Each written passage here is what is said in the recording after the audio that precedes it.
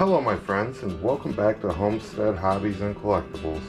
Today we have a Stanley Handyman number 4. This thing is clean. I did go over the tote and the knob. Instead of painting it, I stained it a nice royal blue, or a sapphire blue. Can't remember which one the stain was.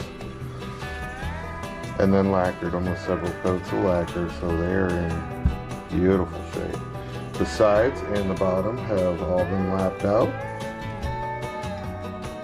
This is the original paint on the frog,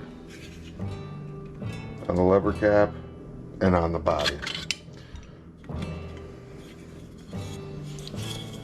Iron is sharp and ready to go. Looking good.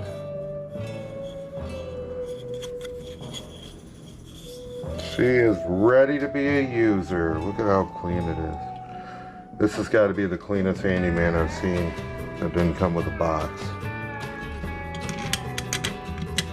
My friends, I'd like to thank you for watching Homestead Hobbies and Collectibles. If you could, please hit that subscribe button and ring the notification bell if you want to be up to date on future auctions and listings. You guys have a blessed day. Peace.